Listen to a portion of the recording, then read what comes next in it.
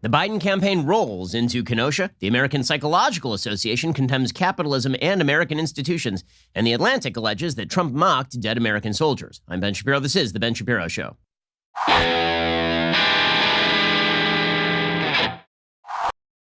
The Ben Shapiro Show is sponsored by ExpressVPN. You have a right to privacy protected at expressvpn.com/Ben. Okay, well, actually, we can begin this morning with some actual good news. So the United States did add 1.4 million jobs in August. That means that the unemployment rate ticked down to 8.4%, which it was down like 1.8% because it was it was 10.2% in July. So that means that we are looking at what looks like a V-shaped recovery. It is not, in fact, a U-shaped recovery or a W-shaped recovery. And as the economy continues to open, you're going to see more and more job growth, which may be one of the reasons why Democrats in many of these states are a little bit hesitant to open the economy. After all, they can blame bad economic conditions on President Trump. If the economy starts to recover, well, that may alleviate a lot of the concerns about President Trump's presidency. You see this with Joe Biden, who is constantly suggesting that schools are closed because Trump botched COVID, and that businesses are closed because Trump botched COVID. Well, what happens if New York and New Jersey reopen because it turns out that the virus is basically dead there? And then the economy starts to really boom again because it was booming up until the minute that COVID hit. Well, that would give Trump a pretty strong point going into the election. And you have to suspect that some of these Democratic governors know this, that they will be blamed politically if more people die from COVID. But they can always blame Trump if the economy continues to be slow because they are keeping the economy locked down. Now, the media are trying to downplay these numbers. They're trying to suggest that the numbers are disappointing. They are not, in fact, disappointing. The unemployment rate fell to 8.4%, down from 14.7% in April and 10.2% in July. The drop, according to the New York Times, brings the rate below the peak of the last recession a decade ago when unemployment briefly hit 10%. Joblessness is still higher than the peak of many past recessions, of course. The figure for August job growth was buoyed by the hiring of close to 240,000 temporary workers for the 2020 census, most of whom will be laid off when the census canvassing ends later this month. Private sector payrolls, which were not affected by the census, rose by 1 million in August, down from 1.5 million in July. So it seems to be slowing a little bit, but that's again because the reopening has been slowed. I mean, New York City still says that they're not going to open any of the restaurants, like pretty much ever, even though there are 0 cases of death in Manhattan from COVID right now, which again suggests that this is far more political. A few podcasts ago, I went through all the unemployment stats and how it matches up with the lockdown stats. Bottom line is this: the more you locked down your state, the worse your unemployment numbers. So California has really bad unemployment numbers. New York has really bad unemployment numbers. New Jersey has really bad unemployment numbers. Texas, not so much. Florida, not so much. Arizona, not so much. And if you look in the Midwest, the unemployment numbers actually still look fairly decent. This is all a result of lockdown politics. And again, lockdown policy is bad. There is no evidence that lockdowns actually prevent people from dying of COVID. All they do is slow the spread a little bit. And then when you reopen, then the spread increases again, which again was what lockdowns were designed to do in the first place. Lockdowns were designed to flatten the curve. Florida locked it down, and then Florida released the lockdown, and they did so in safe fashion. And then the curve rose, and then the curve fell again. And at no point did Florida's system get overwhelmed. Same thing with Texas. That's what lockdown was supposed to do, right? I mean, that's what slow the spread was all about. But now we are told that we have to lock down until the end of time, apparently. One thing I'm deeply fearful of with regard to COVID, honestly, is that things will get better and the media will just fail to report it because the media have a real invested interest at this point in suggesting that things are not getting better with COVID. Yesterday on the program, I had on Dr. Marty Makary from Johns Hopkins University, and he was talking about the development of monoclonal antibodies. So basically the artificial development of antibodies that you can take and can be used as treatment for people who actually come down with COVID. It's a therapeutic. It's not a vaccine. His suggestion was that by the end of this month or the beginning of next month, that there could be solid studies on monoclonal antibodies such that they become a course of treatment for COVID that could theoretically bring the death rates down below the flu. The question is going to be whether that is even allowed to be reported. Remember, throughout this pandemic, if at any point you make any comparison between COVID and the flu, even to suggest that for young people, the flu is more deadly than COVID, which it is, right? If you're under the age of 20, flu is significantly more deadly than COVID. If you say that, then people will suggest that you're downplaying COVID. And the media will try to browbeat you into silence about all of that. Even if you're being perfectly accurate about the data, even if you say that it's more deadly, COVID is, than the flu for people between the ages of 20 and death, essentially. But it's not particularly deadly for people under the age of 20, and it's not particularly deadly for people who are young and healthy, which is, again, true. People will suggest that you're downplaying the impact of the virus. So what happens if it turns out that the medical community comes up with therapeutics that are actually quite effective absent vaccine, such that we can all get back to work, and then the media suggests that things are still just as bad as ever? I mean, the alarmism that is now going around about what's going to happen post-Labor Day is pretty impressive from the media. They're saying, oh, there's going to be this massive second wave after Labor Day. Again, we've seen massive rallies in the streets for months on end in former hotspots like New York and New Jersey and Washington, D.C. And the cases of hospitalization and death have not really increased all that much. And the reason for that is because where it burned through, the virus basically has burned through. What we are seeing, there's yet to be evidence of a second wave anywhere. What we are watching is first waves that are hitting particular communities. Right? If there's a community that was locked down and then it opens, then there is a wave, right? As the virus moves into a community with basically fresh blood, then people die in that community. People get hospitalized and die if you don't protect the elderly and the vulnerable. If, however, you're talking about areas where the virus has already moved through, you're not seeing an uptick in those areas. In Italy, northern Italy got hit real hard. Northern Italy is fine now. Southern Italy is seeing a wave right now. In the UK, you're seeing an increase in cases, but it's mostly among young and healthy populations. Is that supposed to be a disaster area or something? So bottom line is this. There may be, in fact, be a political interest for politicians in keeping the lockdowns going, particularly if you're a Democrat. But there's no reason to continue these lockdowns, particularly in a lot of the Democratic areas that were originally hard hit in the first place. They should have to make an affirmative case why they need to continue to lock down when the virus is not particularly affecting their communities. This is particularly true, again, in New York, New Jersey, Massachusetts, Washington, D.C., and other heavily Democratic areas. Okay, we're going to get to Joe Biden going to Kenosha because this is the campaign is now all about how both campaigns are responding to racial questions. And we'll get to Biden in Kenosha. It was not a good appearance by Joe Biden in Kenosha. The media pretended it was. I mean, the media bias is extraordinary in this election cycle. Worse than I've ever seen it. I remember the Obama years. I remember when they just walked around carrying a drool cup for Obama. And now they actually are physically carrying an actual drool cup for Joe Biden to drool into if you're the media. It's pretty impressive. We'll get to that in just one moment. First, let us talk about the best way to watch TV. So the fact is, if you have cable TV, because you want Fox News or something, you're spending way too much money for your cable package, like a lot too much money for your cable package. This is why you need Fubo TV. Fubo TV is how you should be watching TV. You can get everything you want all in one place for less than the cost of cable. Fubo TV will bring you over 100 channels, cloud DVR, no hidden fees. You can stream your favorite shows on your TV or any other smart device. You can do it to your phone. They have the major broadcast and cable networks, so you can find all your shows, including live sports, news, and primetime TV. With Fubo TV, you get all of your favorite network shows, whether it's This Is Us or The Bachelor. You also get the Premier League or the NBA. You get all your sports that you could possibly want and the news channels. So you get Fox News on there as well. There is no risk to try it out. Get full access to Fubo TV for 7 days for free. A few years ago, before streaming was ubiquitous, it made some sense to subscribe to cable. But, I mean, it's time for you to cut the cord and get all the channels that you could possibly want through Fubo TV. Right now, Fubo TV is offering our listeners the 7-day free trial and 15% off your first month by going to FuboTV.com/Ben. There are no contracts. You can cancel anytime. You're going to save a bundle over what you would be paying for cable. My parents have already worked on cutting the cord and going to Fubo TV because, honestly, it's got all the channels they need. And why do they need to pay for a bunch of channels they are not watching? Instead, they've got Fubo TV. Go to FuboTV.com/Ben for 15% off your first month and a free trial. That is FuboTV.com/Ben. Once more, FuboTV.com/Ben. FuboTV.com/Ben. Go check it out right now. Okay, so meanwhile, Joe Biden heads over to Kenosha. If the Biden campaign is deprived of the COVID talking point, if it turns out that COVID wanes, if it turns out therapeutics are brought about, if it turns out that the number one issue on Americans' minds is not, in fact, COVID, and if it turns out that it may be the economy and the economy starts to boom again, then Biden's in real trouble, right? We are back to where we were back in February or March before the COVID pandemic hit and the lockdowns hit, in which case Trump was basically favored by nearly all the betting markets to win re-election. And that means that Joe Biden has to find an alternative case. And the alternative case is that Trump is a very bad, mean man who can't unify the country.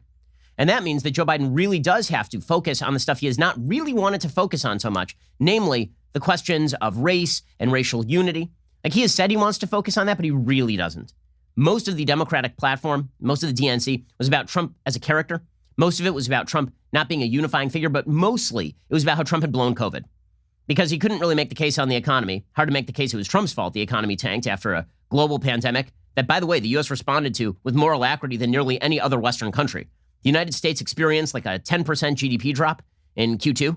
That was better than virtually every other Western country. The only one that was even competitively close was Germany. So the United States actually handled that kind of well. I mean, like, as well as could possibly be imagined under the circumstances, given how hard the United States was hit by COVID in the first place. So that talking point may be deprived of Joe Biden.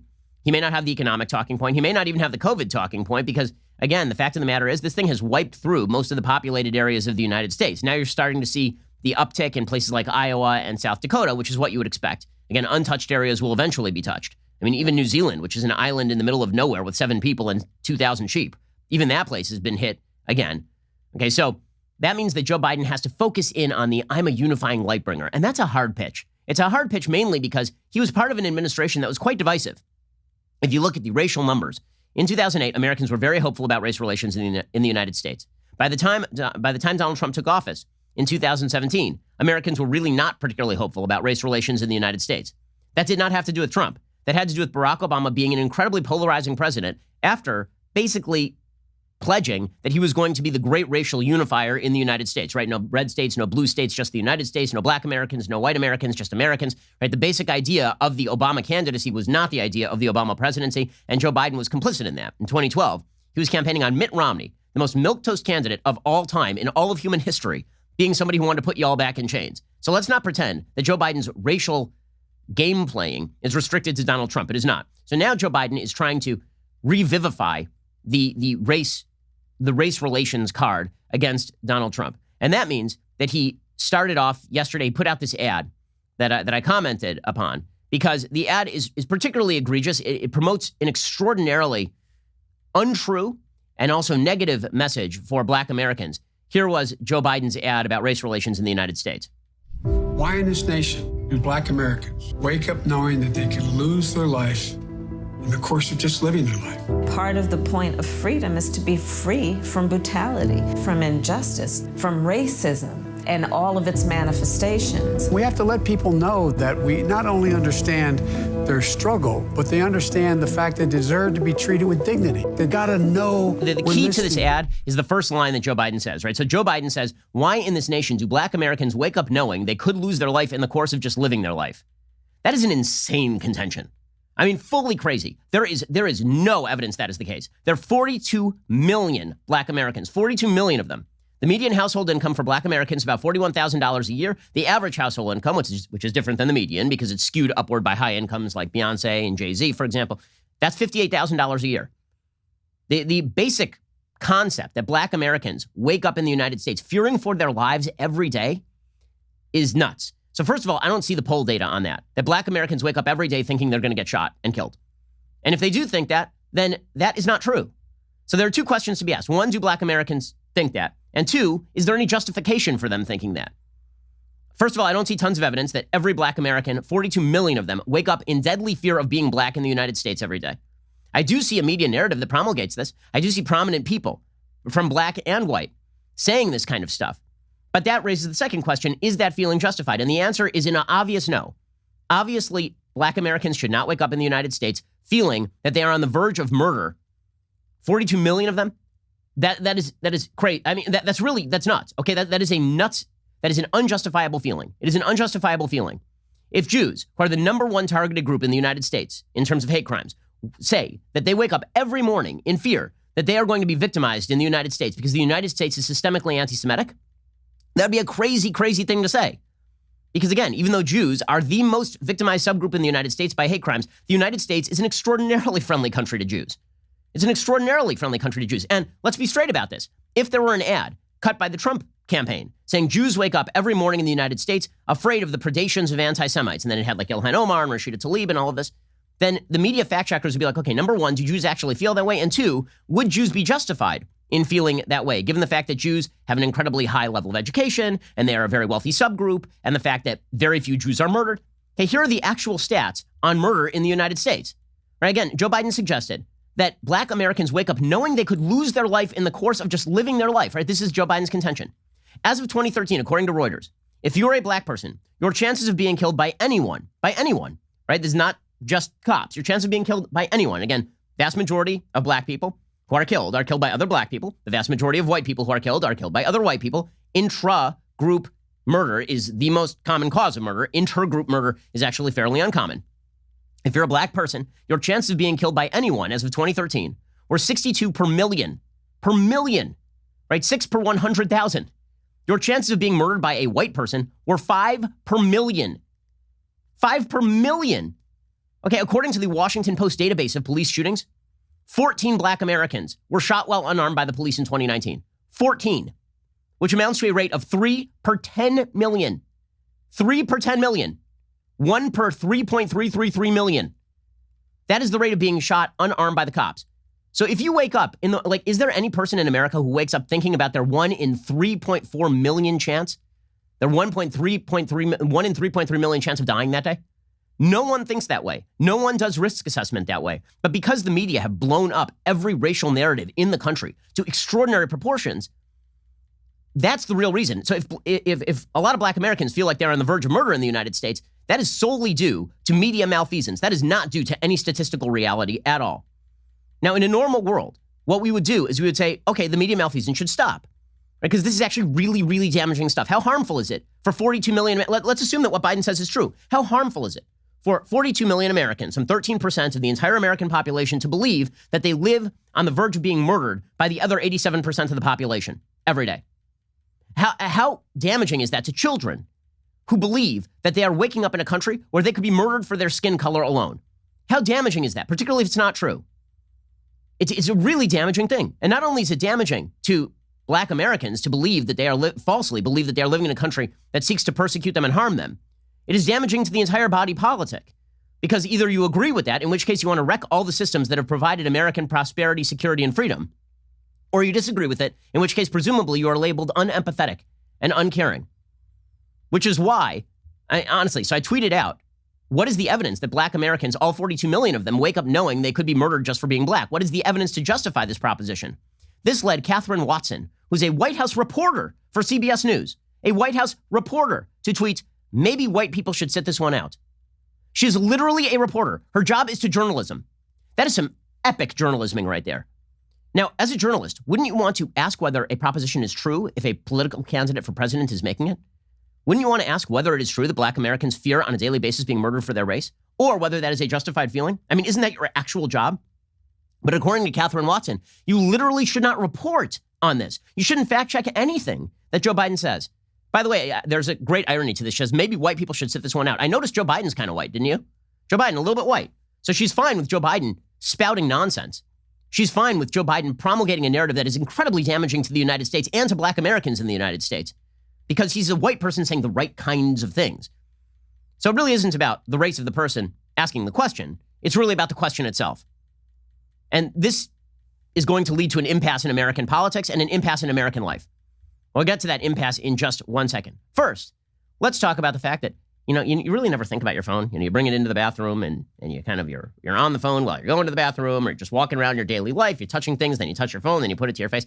You really, really need to make sure these days, particularly, that your phone is sanitized. Whatever you touch on the phone, that gets passed to your hands, that gets touched to your face, gets touched to your ear.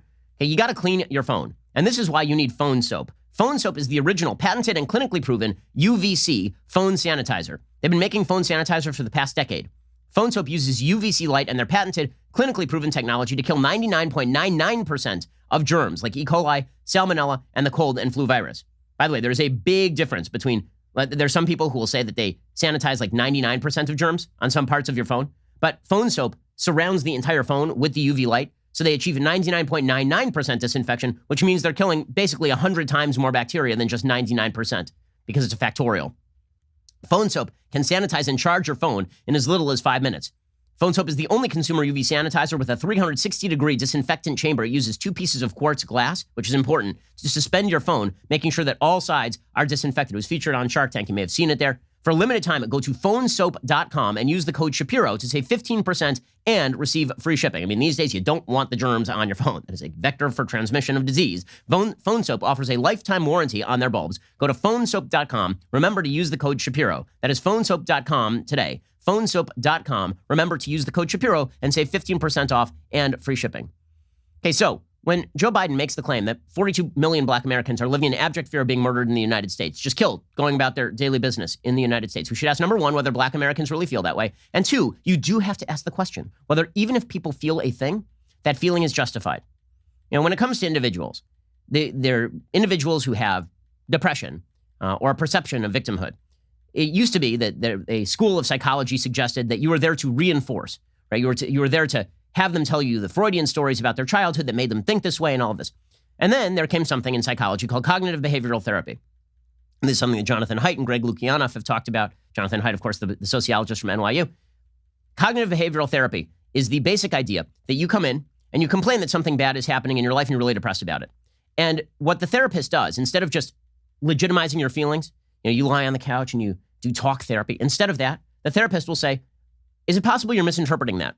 Is it possible that you are taking a situation and misinterpreting it? The whole goal is to intervene in your own thought process so that you stop being depressed. Because instead of you just talking about your depression, which actually makes you more depressed, and your victimology, which makes you more victimized, instead, the question is, maybe you've misinterpreted that. Or maybe there's a way around that. Or maybe you should stop your thought process in the middle, right? It's cognitive behavioral therapy. You intervene into the thought process to stop this chain of thoughts, to break the chain of thoughts that leads to depression and leads to malaise and leads to, all the things that you don't want in your life. If you want to be an empowered human being, you can't think like you can't think like a victim. You cannot, particularly if the evidence doesn't justify it.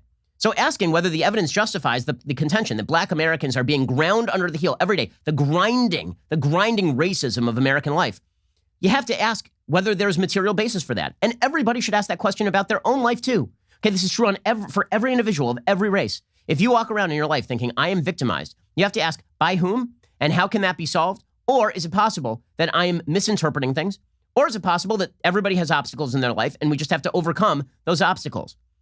The beauty, however, politically speaking, of blaming a system is that you never have to look to your own individual action. Responsibility never falls upon you. Instead, responsibility falls on the system writ large. And we have now created, via identity politics, a system for barring the question itself. And that tweet from Catherine Watson is so telling, right? You're not supposed to ask the question. You're not. If you're white, you're not supposed to ask the question at all, right? You're not supposed to talk at all, unless you're asking the kind of question that Catherine Watson wants you to ask. You're never supposed to engage in this sort of therapy because the only people who can think about whether they truly have a reason to feel victimized are the people who feel that. Okay, but that is not a way to achieve any sort of political end. That locks all of us in our little individual boxes, unable to communicate with one another. It's the opposite of empathy. Now, the idea here is that empathy is putting yourself in somebody else's shoes. But if you were to put yourself in somebody else's shoes, you would have to think, okay, well, do they feel justified in this feeling? And if so, how do they make their life better? You wouldn't just sit there and wallow in whatever it is that you were feeling under any circumstances, right? That is not empathetic. That doesn't solve any problems. But the goal is not to solve the problem, of course. The goal is specifically to suggest that the system is broken and therefore just give Joe Biden power and everything will be all better.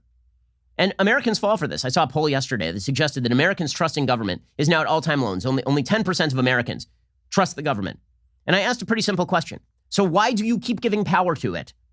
All of you, right, left, center, why do you keep giving more power to government if you don't trust the government? And the answer is that everybody seems to have bought into the idea that only the politicians can solve. The systems are broken. It is not decisions that are up to us. It's not the stuff we do in our everyday lives that matters. It is the systems that are broken, and therefore it requires quote-unquote systemic solutions implemented by the top.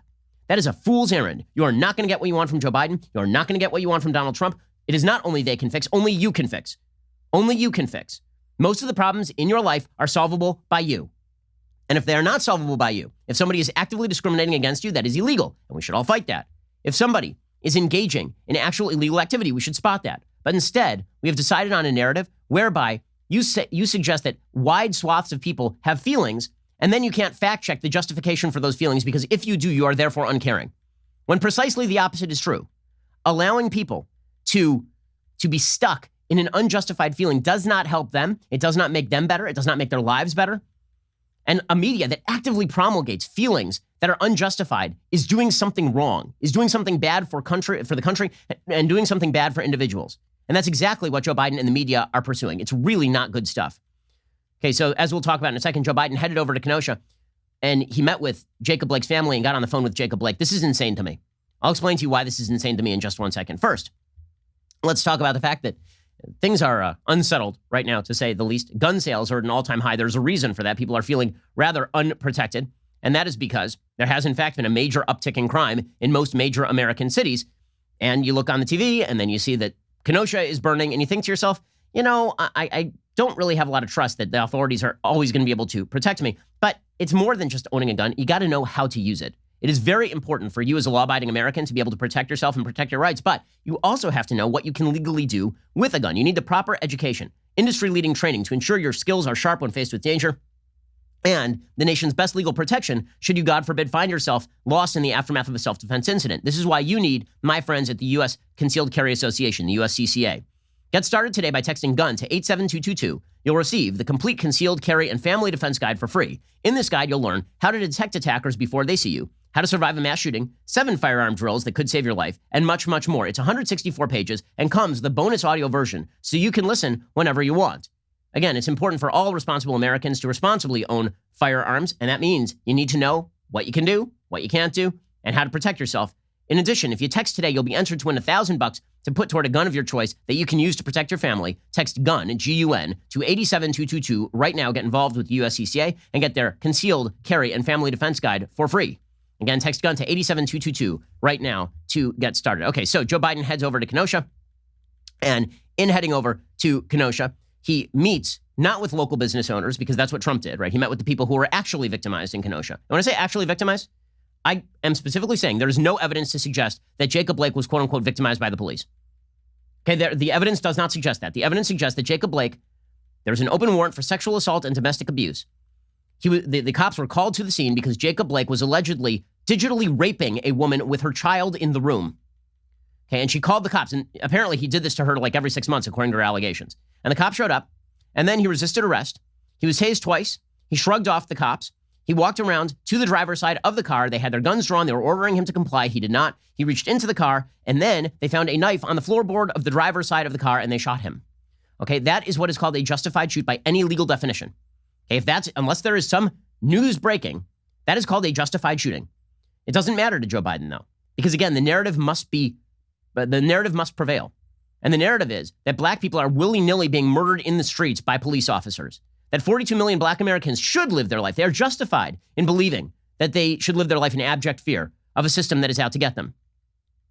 The evidence that I have seen is that Jacob Blake, the man who was shot, is a bad human being. The reason I say he is a bad human being is because I do not think that good human beings digitally rape women in front of their children. Okay, just a wild theory I have. So the fact that he is calling a guy who is allegedly a rapist, okay, who had 3 children in the back of the car, he left his kids in the car and then went into this woman's house to digitally rape her allegedly. That does not sound like the kind of person a presidential candidate should get on the phone with, nor does it sound like he should really be in the house with the parents of this person. Because again, there is no evidence that the cops were unjustified in the shooting at this point. It doesn't matter to Joe Biden. He says they should be tried anyway, right? He says they should be charged anyway. Legal expert Joe Biden. He met with the parents of Jacob Blake, who, by the way, the father is apparently a rabid anti-Semite. Posted just repeated anti-Semitism in the Democratic Party is no biggie. So we all understand that, right? The guy posted allegiance to Louis Farrakhan, and he was posting all sorts of stuff about how the Jews control the world and all this kind of stuff. Really seems like a charming family. Joe Biden met with them, did not meet with business owners. And he spoke with Jacob Blake by phone for 15 minutes. And Biden said he talked about how nothing was going to defeat him. How whether he walked again or not, he was not going to give up. Not going to give up on what exactly? Nobody wants people not to be able to walk. This guy is going to go to jail. Okay, he's going to go to jail, and he should go to jail if he committed the crimes which have been alleged against him. Okay, so this in and of itself demonstrates that the facts do not match the narrative, but the narrative matters most of all.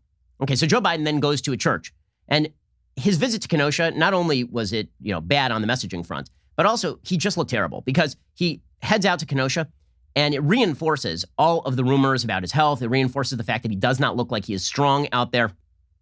First, he suggests that it is the first chance in a generation to cut a slice off institutional racism. Again, these words mean nothing.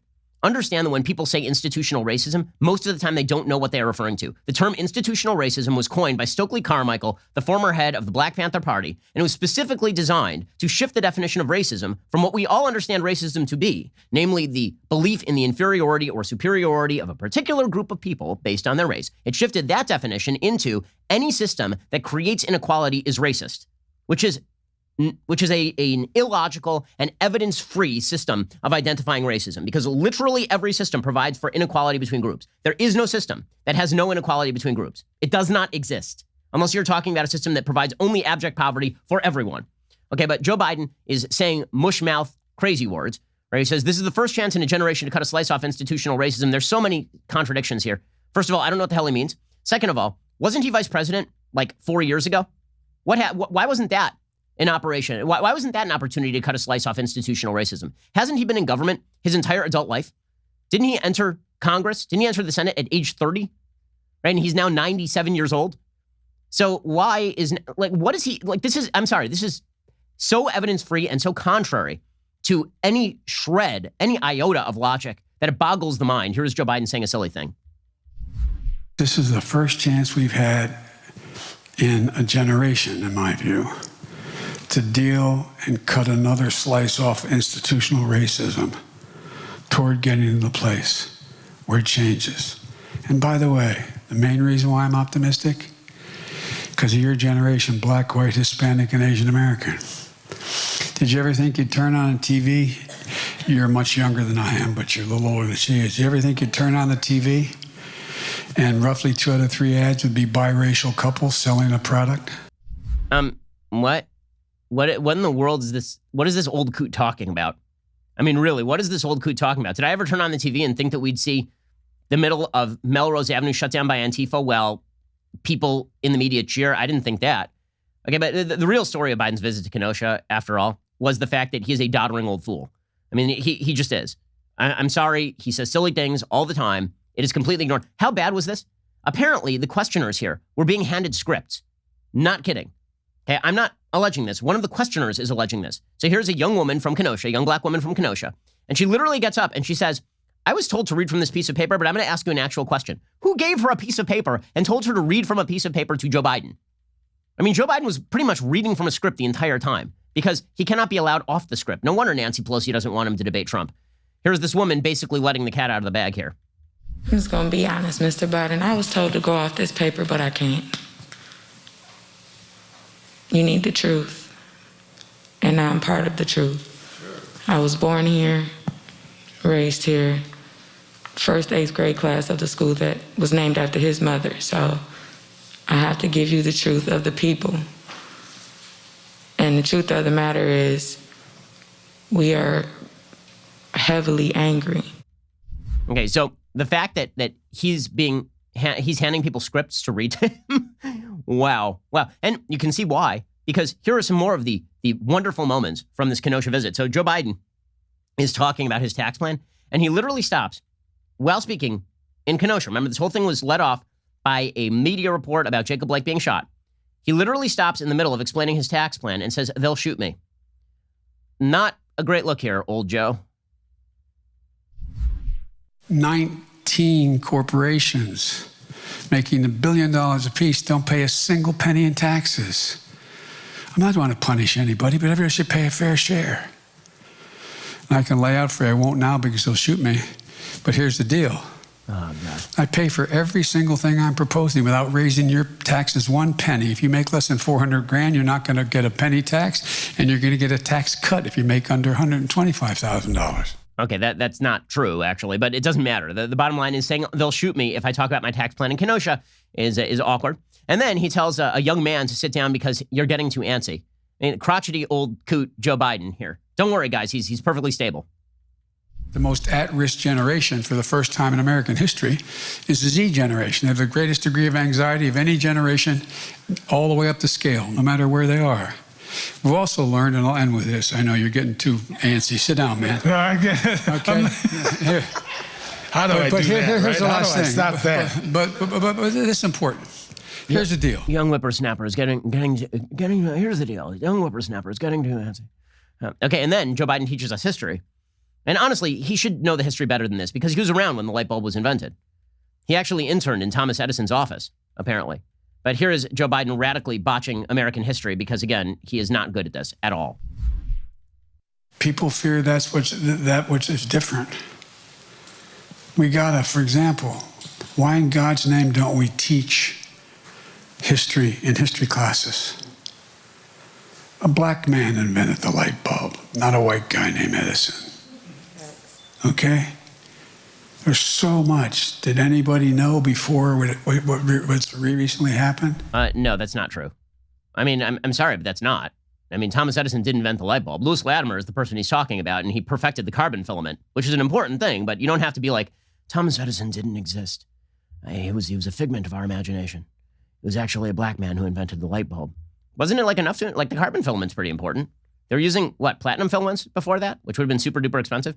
Tungsten. So that's like an important thing. I feel like that's important enough you don't have to rewrite the history. But Joe Biden he also, just in the middle of this thing, he's like, what am I doing now? He's doddering around the stage, but wait till you see the media reaction to this, because basically of an old white man who spent his entire career doing nothing. Like, honestly, if he wants to talk about, at a certain point, he's like, we should talk about black contributions to white American life. If he wants to talk about black contributions to white American life, he is example 1A of a white man who has benefited from a black man, okay? Joe Biden would be an obscure, no-name, ridiculous, much-mocked senator from Delaware if it were not for the fact that that Barack Obama plucked him from obscurity and made him his VP. Would this guy be a presidential candidate? Are you kidding me? He'd run like 83 times in the past and couldn't get more than 2.5 votes. And they were all members of his family. Right? Here was Joe Biden literally asking what is going on around him in Kenosha. Easy, even easier, fabulous. I love that. Am I doing it? So you both will just turn around and then we're good. Yeah, you just stay right here. We're gonna have everyone turn around in the queue. And then, yes, sir. What am I doing? This is elder abuse at this point. Okay, wait until you hear the media drooling all over this. The media have just become the public relations wing of the Democratic Party because their reaction to this really pretty bad Kenosha visit is astonishing. Astonishing. And it continues to promulgate the dual narratives that Joe Biden is good at this. And second, that black Americans ought to be living in fear of their lives. All 42 million of them ought to be living in fear of their lives because of the predations of white America. We'll get to more of this in just 1 second. First, let's talk about the fact that there are 1,000 reasons why you'd want to protect your home right now. Here in LA, we have a bit of a crime spree going on where people go to people's mailboxes and they just steal packages right out of the mailbox. Well, if you got Ring, you can tell exactly who is doing that, and you can hand the information over to the cops. I have several friends who have done this because they have Ring devices. I can tell who's ringing my doorbell, even if I'm not at home, which is important because sometimes people ring the doorbell before they rob the joint because they're casing the place. Hey, with Ring, I can also keep track of my kids. So I have Ring cameras all over my house, and that means that my kids, who are basically small suicide machines, they just run around trying to kill themselves because they're all under the age of 7. I can keep track of them from my phone wherever I am. Whatever you call home, Ring has everything you need to protect it. See and speak to whoever is at your door from anywhere with video doorbells. Keep an eye on every corner of your house with easy-to-install indoor and outdoor cams. Protect your whole home with Ring Alarm, a powerful, affordable, whole home security system you can easily install yourself. And I use Ring all the time at my house, like literally all the time. Because in my kitchen, I have a device. I have like a TV screen that hooks up to all my Ring cameras. Get a special offer on the Ring Welcome Kit at ring.com/Ben. It comes with that Ring Video Doorbell 3 and the Chime Pro. That is the perfect way to start your Ring experience. Plus, free 2-day shipping. Go to ring.com/Ben. That is ring.com/Ben. Go check them out right now. Ring.com/Ben. Alrighty, it is that glorious time of the week when I give a shout out to a Daily Wire member. We have arrived. Today, it is Rob Valenti on Instagram who understands proper pet care during a pandemic. That is a cute dog. My goodness. In the pic, a smart little pup is relaxing next to the world's most elite beverage vessel and copies of my books, The Right Side of History and How to Destroy America in 3 Easy Steps. The caption reads, Izzy powering through the apparently endless lockdown with some COVID-19 home education while additionally sipping on delicious and nourishing tears. Hashtag Ben Shapiro, hashtag The Daily Wire. Good on you, Izzy. Got to stay sharp during these incredible, crazy lockdowns. That is a smart and cute dog. My goodness. Thanks for the picture, Rob. Hope that you enjoyed the books as well as your dog. Also, exciting announcement. We're introducing a new upgraded experience. Daily Wire is now on Apple TV and Roku, so members can enjoy all of the visual magic of this podcast on your big screen, either live or on demand. Find the Daily Wire on Apple TV or Roku and download today. You do have to be an Insider member to watch live, so head on over to dailywire.com/Shapiro. Use code WATCH at checkout, and you'll get 15% off your membership purchase. The deal won't last long, so act fast if you want live shows on your big screen, plus the one-of-a-kind, highly coveted, much sought-after, often imitated, never duplicated leftist here's Tumblr. Ooh, ah. Again, that is dailywire.com/Shapiro to get 15% off with code WATCH and download the Daily Wire on your Apple TV and Roku today. Finally, another announcement for y'all. The Ben Shapiro Show Sunday Special. It's back and better than ever this week with an all-new episode featuring Candace Owens. We'll be talking about the 2020 election, George Floyd, Cardi B, tons of other good stuff. So don't miss out this Sunday, September 6th. You're listening to the largest, fastest-growing conservative podcast in the nation.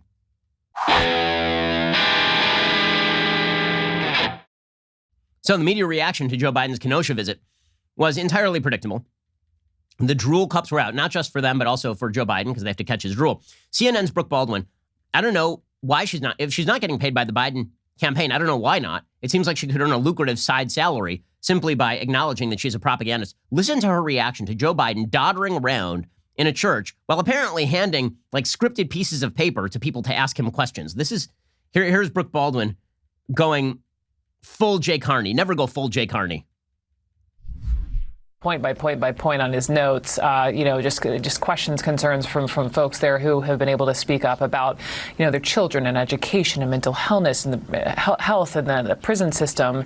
But I want to go back just briefly. I mean, obviously he's there in the wake of the Jacob Blake shooting. He's met with the family today, and he was mentioning Charlottesville. And again, when Joe Biden announced he wanted to run for president, what did he say? He wants to fight for the soul of this nation, and that is precisely what he is trying to do in making his case to become the next president of the United States. Wow, that is precisely what he's doing. Wow. I mean, wow.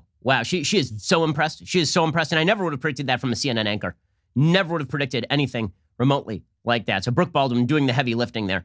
Meanwhile, CNN had an entire panel lionizing Jacob Blake and Joe Biden. And then Jacob Blake's attorneys were attacking Donald Trump and William Barr.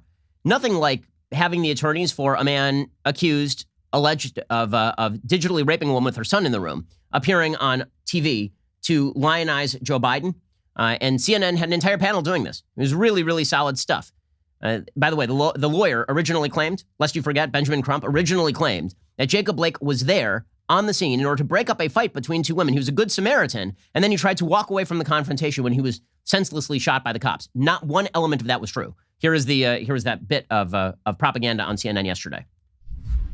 What we've seen was, Vice President Biden show a great degree of empathy, and that also shares stories and challenges of medical challenges that he's personally had. And I thought that helped ease the burden a little bit to some degree for Jacob. What we heard from Vice President Biden is that he is very supportive of measures that allow police to better do their job. I think that Attorney General Barr's statements are very disturbing. And I think that type of rhetoric is divisive.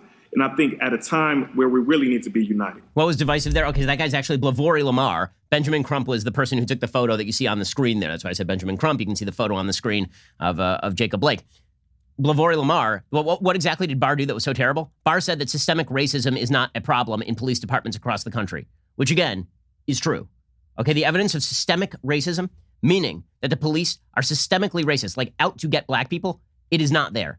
The evidence that is a widespread problem in American policing is not there. Are there cases of policemen who are racist? Sure. Are there cases of everybody in any industry being racist? Sure. Are police, widely and broadly speaking, racist and out to get black people? The answer, of course, is no. But this is the narrative promulgated by the media, right? Again, this all goes back to that centralized narrative that Democrats and the media have been pushing for now decades, which is that black people are being ground under the boot heel of American cruelty and racism. Now, that message immediately goes away as soon as Democrats are elected. But when Republicans are in office, then it immediately comes back again. What's so insulting about this is there was a point in time when this was true. For, in fact, a huge swath of American history, this was true. It is not true in 2020. It has not been true for quite a while. Nonetheless, here was MSNBC's Eddie Glaude yesterday saying that if you say the phrase law and order, that's bad. Because if you say law and order, that's shifting the blame from police brutality to how black people respond to police brutality. Well, hold up.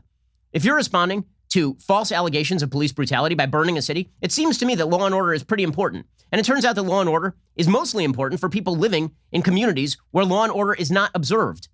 If you're living in a poor, impoverished community, what you need is property rights and individual rights protected. Law and order should be important to everyone. It is the precondition for a civilized society. But Eddie Glaude says if you say law and order, it's because you're a racist. When we hear the language of law and order, we need to understand its origin. It has everything to do with shifting the blame and focus from the violence of police to how black people respond to the violence that they experience. So when we think about all of the urban unrest in the 20th century, 90% of that urban unrest, Chris, has been a response to police violence. 90%. And so what we do is we respond to the quote unquote looting and the violence, but we never address the underlying cause. Okay, this is so crazy that you're not allowed to talk about law and order because somehow you're a racist if you mention law and order, according to Eddie Glaude. And this narrative, again, is promulgated in every circumstance, regardless of the surrounding fact pattern. So, for example, there was a low-level unrest in Washington, D.C. over the last couple of nights after there was a man named Deon Kay who was shot. Okay, he was an 18-year-old. He was shot by a D.C. police officer. He died shortly afterward in a nearby hospital. And then he immediately became part of the pantheon of say their name. Right? Protesters sprung into action. They went to the house of D.C. Mayor Muriel Bowser, who, of course, had tried to appease the mob and be part of the mob by painting giant letters on the street and renaming plazas and all of this. So they initially seized on reports that a black man was unjustifiably shot by the cops. And then the tape came out, and it turns out that this guy was running from the cops. He was not, in fact, shot in the back, as the original allegation suggested. He was shot directly in the front because he was carrying a handgun at the time. What's a cop supposed to do? Like stand there and wait for the suspect to raise the handgun and shoot him? Here is the actual tape of what happened with Deon Kay. Here are the cops arriving, if you can't see this, and they are chasing the suspect. Okay, and then they see the suspect. The suspect comes around the corner, and he has a gun, right? And then they go and they find the gun. And so it looks like maybe he was trying to throw the gun, but you have no idea. When somebody comes at you with a gun, what are you supposed to do? Wait to see like which angle his arm is going to come at? According to townhall.com, police say officers were responding to a live stream on social media of a man brandishing a firearm. The officers recognized the young man from their previous encounters with the individual. According to the chief, Kay was a validated gang member. When officers arrived and approached the car, 2 of the 4 occupants fled on foot. Body cam footage of the incident captures Deon Kay raising a gun as he runs toward a Hispanic officer. The officer then fires a single shot at Kay, striking him in the chest. And 2 people who complied with the cops, of course, were arrested without injury, which is what typically happens. Right? Remember, even in the George Floyd situation, there were other people in the car, nothing happened to them. And meanwhile, another fact pattern that is now being used as an evidence of systemic American racism. 7 police officers have been suspended in Rochester after the death of Daniel Prude. We talked about this case a little bit yesterday. This is a case in which there was a black man who was apparently high on PCP, and it was suspected that he was suffocated to death by the officers. According to the New York Times, the man, Daniel Prude, was having a psychotic episode. Apparently, he'd been hospitalized for suicidal ideation earlier in the day and then released. He was handcuffed by officers running naked in the streets in the middle of a freezing night. You can actually see the snow coming down in the video. Prude began spitting and claiming out loud that he had COVID-19. This is the beginning of the COVID crisis. And then they put what was called a spit sock over his head. Those are mesh bags, okay? They don't suffocate you. They are mesh bags. You can breathe through them.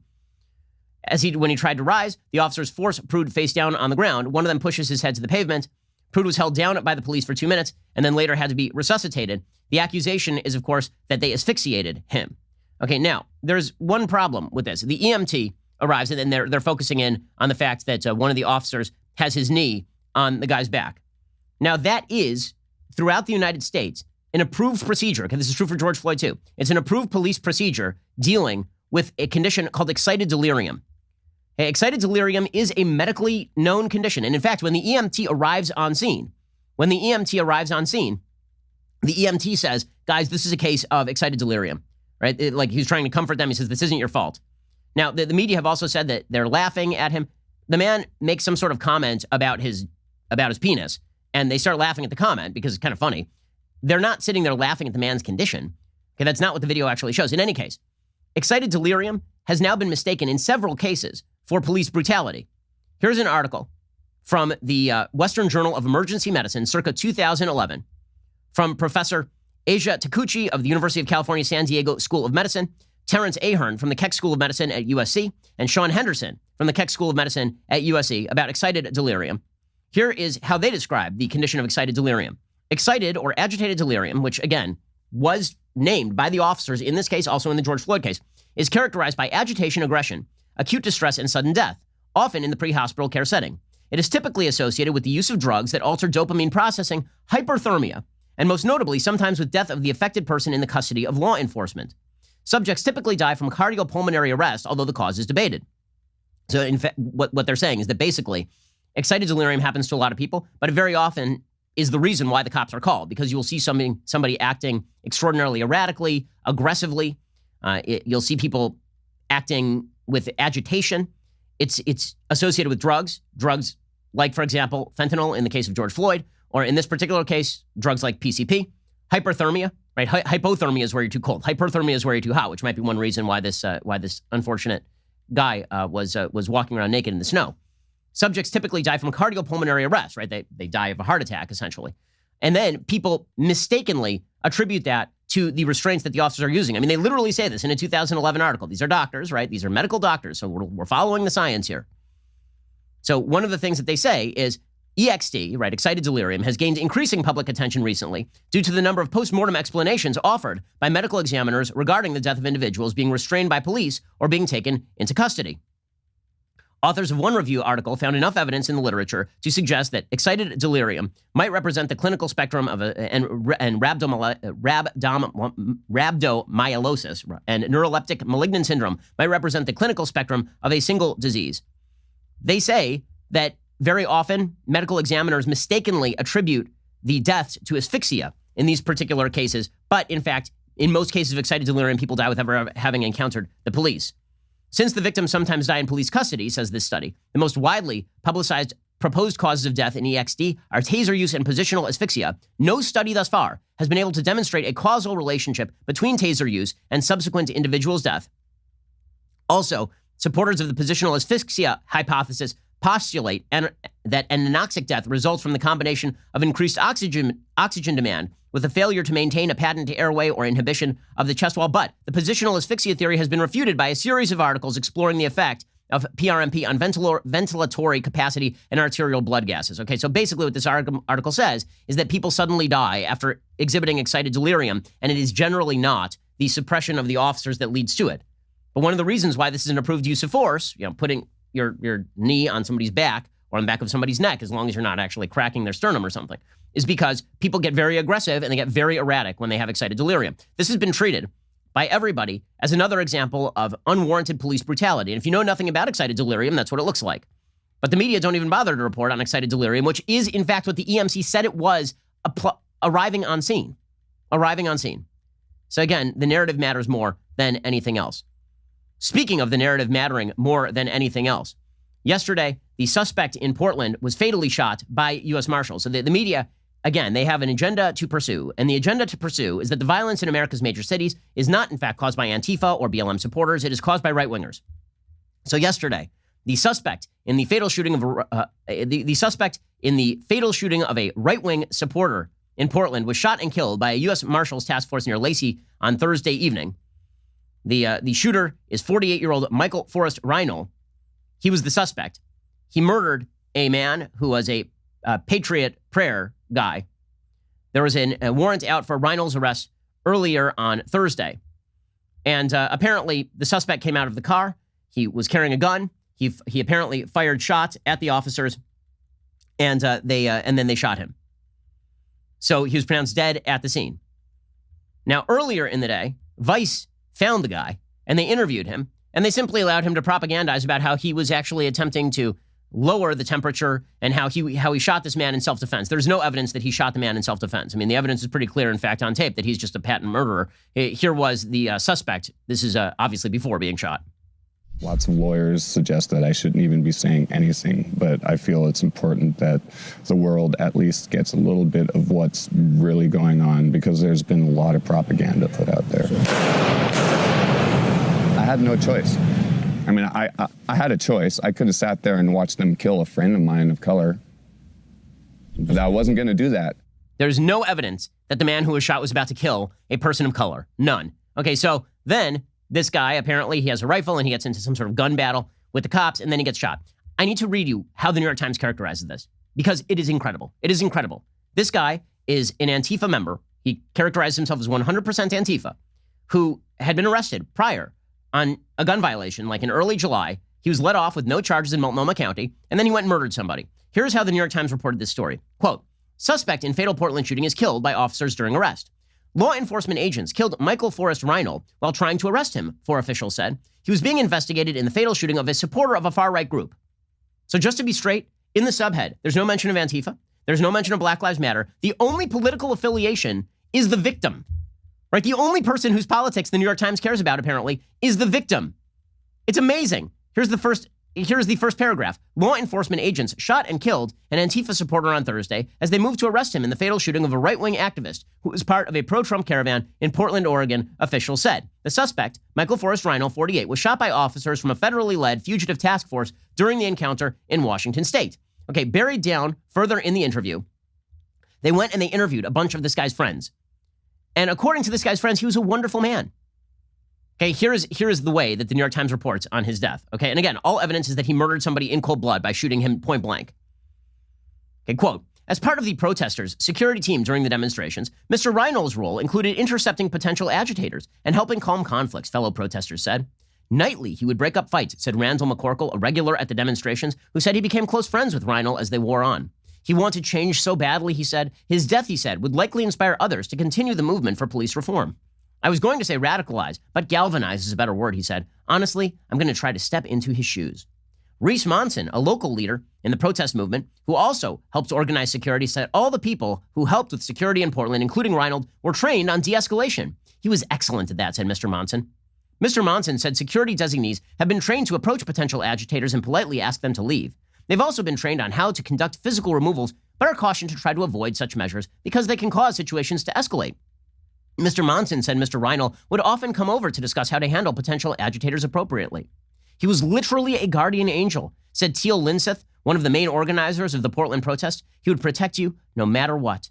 Early on Friday, Miss Linseth spray-painted a tribute to Mr. Reinl on the street in front of the police precinct where demonstrators were gathered. Long live Mike, she wrote, the best ally ever. It is only at this point that the New York Times says, on July 5th, he was charged with resisting arrest and possession of a loaded firearm. And he showed a bloodied arm to a journalist with Bloomberg and said he'd been shot while intervening in a fight at the end of July.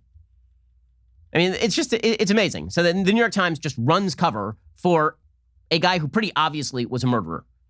And this is your wonderful media. The narrative has overtaken nearly all of America's major institutions. We're in the middle of a cultural revolution. It is a cultural revolution in which America's major institutions, ranging from political parties to media outlets to even places like the APA, have the American Psychological Association, have been overtaken by politics. And it undermines their credibility as experts, by the way. I'm not going to listen to the quote-unquote experts unless they actually demonstrate expertise in the subject area that they purport to proclaim expertise.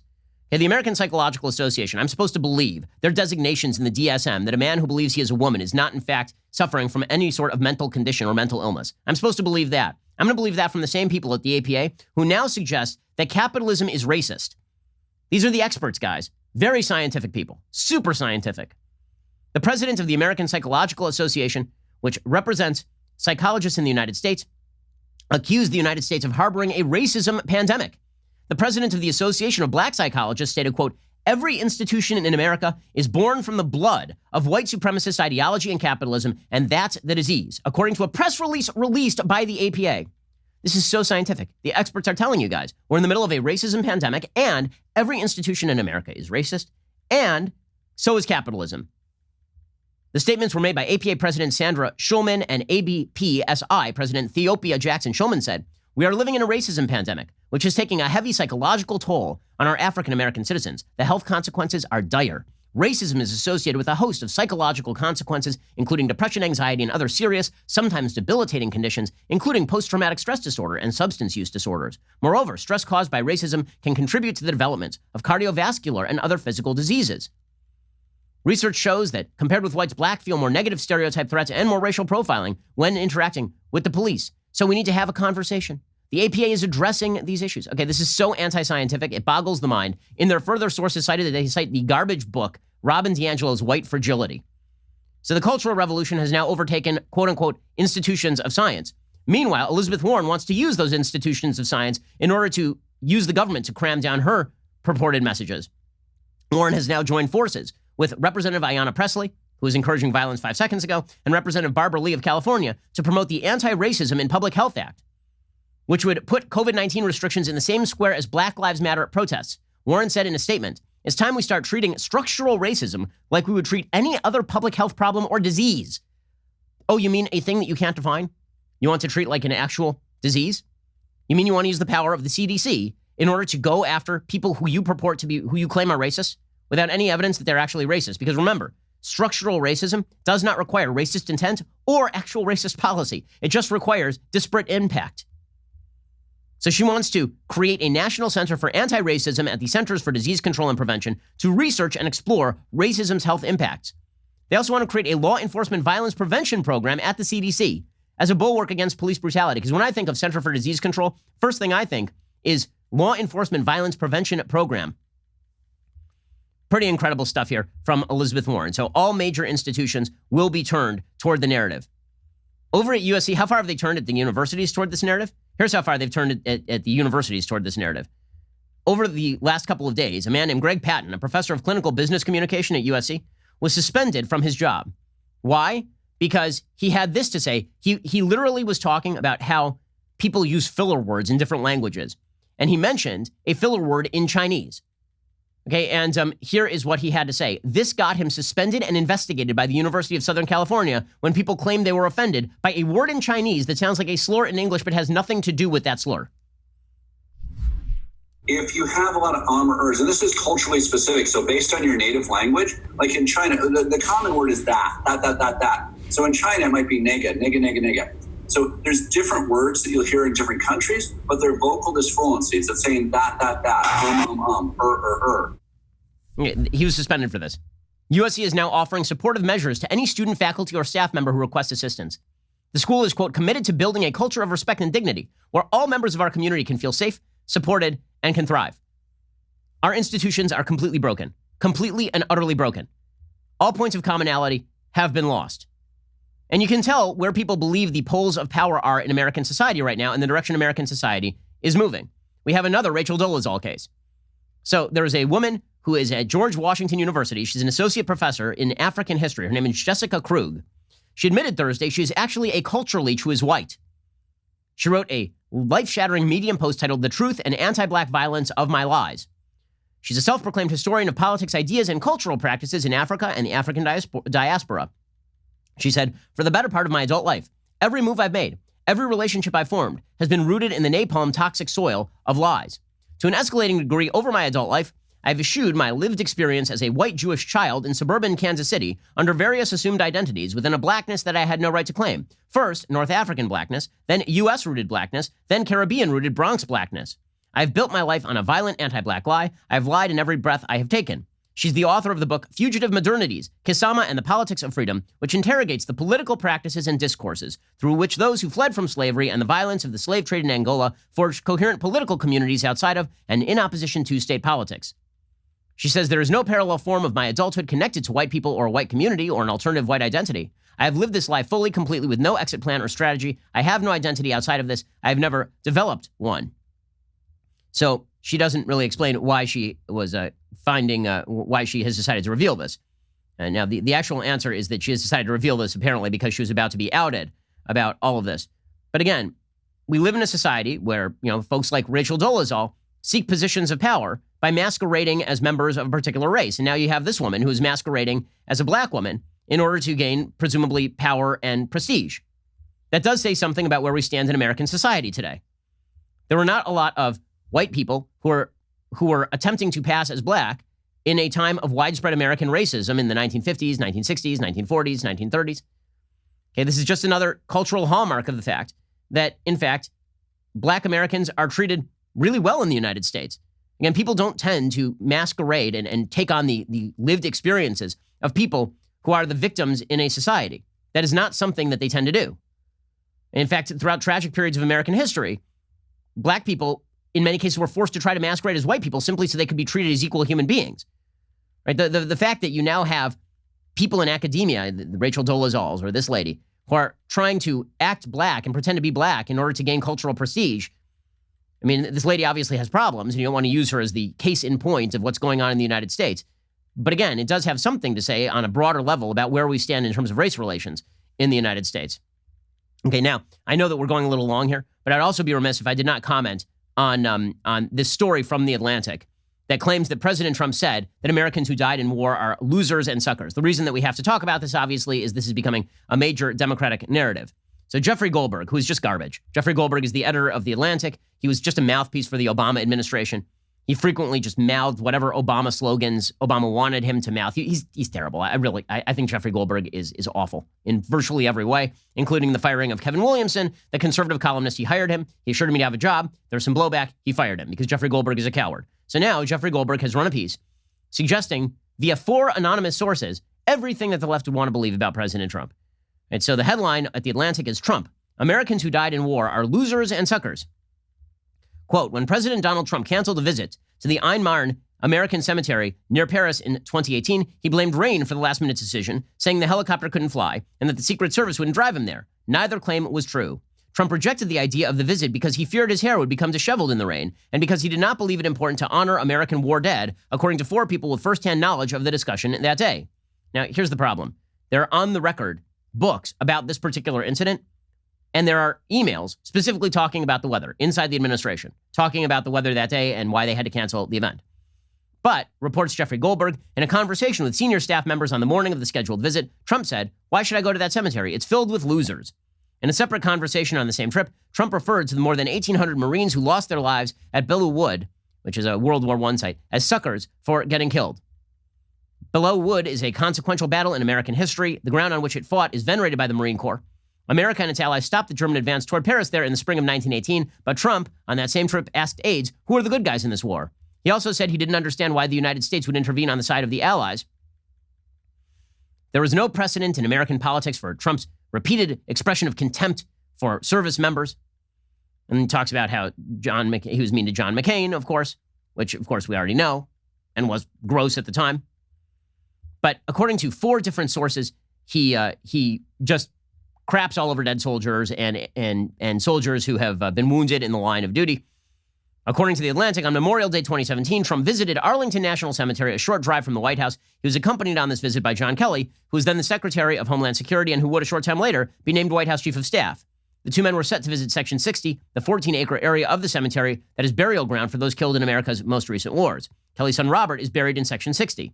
A first lieutenant in the Marine Corps, Robert Kelly was killed in 2010 in Afghanistan. He was 29. Trump was supposed to join Kelly in paying respects at his son's graves, but according to sources with knowledge of the visit, Trump, while standing by the grave, turned directly to his father and said, "I don't get it. What was in it for them?" Kelly, who declined to comment for the story, initially believed, people close to him said, that Trump was making a ham-handed reference to the selflessness of America's all-volunteer force, but later he came to realize that Trump simply does not understand non-transactional life choices. He can't fathom the idea of doing something for someone other than himself, one of Kelly's friends, a retired 4-star general, told me. Okay, so now it's not even that Kelly, that he said something bad to Kelly. It's that Kelly interpreted in a way that was bad, but didn't go on the record. So you have 4 sources saying that he is mean to dead and wounded soldiers, none of whom would go on the record. None of whom would go on the record. And this is being used by the Democrats to go after Donald Trump. Trump has denied all of these allegations, of course, but it doesn't matter. So long as a source is, so long as there's an unnamed source, the media will believe anything that confirms their narrative. This is why the Michael Wolff book became a bestseller, even though apparently it was completely full of crap.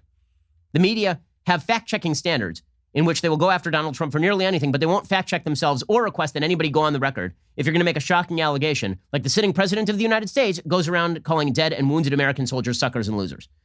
Very high standards from our media these days. Alrighty, we'll be back here later today with 2 additional hours of content. Otherwise, please, I say this every single Friday, try not to burn down the country. You guys keep ignoring me, and it's getting worse. And so I'm going to give you a timeout if you don't stop this. Otherwise, we'll see you here on Monday. I'm Ben Shapiro. This is The Ben Shapiro Show. The Ben Shapiro Show is produced by Colton Haas. Our technical director is Austin Stevens. Executive producer, Jeremy Boring. Our supervising producers are Mathis Glover and Robert Sterling. Assistant director, Pavel Wydowski. Our associate producer is Nick Sheehan. The show is edited by Adam Sayevitz. Audio mixed by Mike Koromina. Hair and makeup is by Nika Geneva. The Ben Shapiro Show is a Daily Wire production. Copyright Daily Wire 2020. You know, the Matt Walsh Show, it's not just another show about politics. I think there are enough of those already out there. We talk about culture because culture drives politics and it drives everything else. So my main focuses are life, family, faith. Those are fundamental, and that's what this show is about. I hope you'll give it a listen.